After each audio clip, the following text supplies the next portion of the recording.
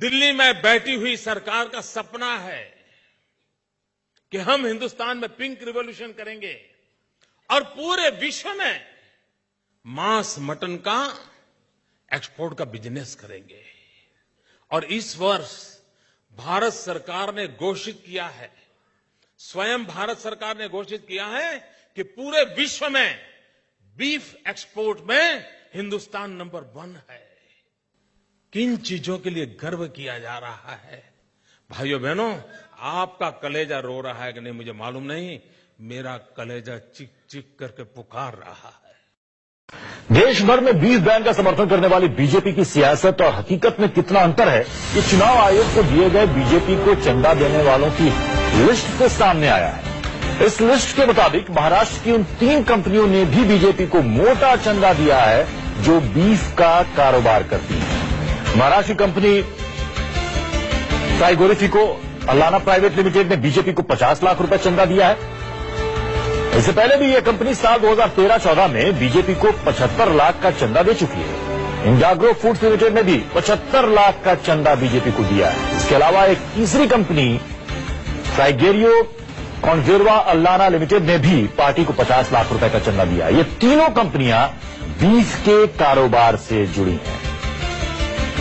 20,000 से ज्यादा चंदे की रकम की जानकारी राजनीतिक पार्टियों को चुनाव आयोग को देनी होती है, ये मैंडेटरी है और इसी जानकारी में ये सामने आया है।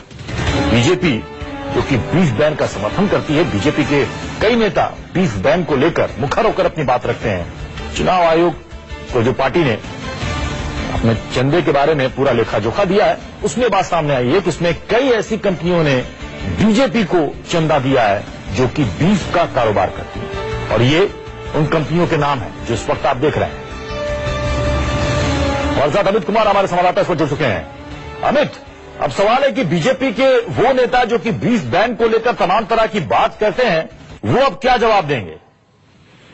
देखिए, पर बहुत जवाब देना मुश्किल होगा क्योंकि पार्टी ने एक रुख लिया था बीफ को लेकर और इसमें तमाम नेताओं ने बढ़ चढ़कर हिस्सा लिया और बोला, इसमें तमाम नेताओं ने बढ़ चढ़कर हिस्सा लिया और बोला, बयान दिया कि बीफ पर बैन होना चाहिए। लेकिन जो इलेक्शन कमीशन को दिए गए जो कौन कौन चंदा दिया, उसमें साफ तौर पर दिख रहा है कि 3 कंपनियां हैं जो कम से कम 50 लाख से ऊपर चंदा देने वाले हैं, 50 लाख देने वाले, 75 लाख देने वाले, जो बीफ एक्सपोर्ट से जुड़ी हुई है। और इसमें साफ तौर पर तमाम, इसलिए जब आज बीजेपी के कई प्रवक्ताओं से हमने बात करने की कोशिश की, तमाम लोगों ने बात करने से मना कर दिया कि वो इस मसले पर बात नहीं करना चाहते। कहीं ना कहीं उन्हें भी इस बात का एहसास है कि क्योंकि कुछ दिन पहले तक वो बीफ बैन को लेकर तमाम टीवी चैनलों से लेकर तमाम जगहों पर बाइट दे रहे थे कि इसको बैन होना चाहिए, लेकिन इसका जवाब उनके पास कोई नहीं है कि आखिर ऐसी कंपनियों से चंदा क्यों लिया गया। क्योंकि अगर चंदा जब लेते हैं तो आपको पता होना चाहिए कि कौन कंपनी दे रही है, या कम से कम इसकी जानकारी होनी चाहिए। तो ऐसे में अगर ऐसी कंपनियां जो बीफ एक्सपोर्ट कर रही है कंपनियों, बिल्कुल तब ये देखना दिलचस्प होगा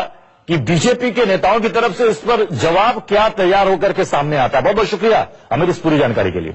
एक छोटा सा ब्रेक, आप बने रहे न्यूज़ 24 के साथ।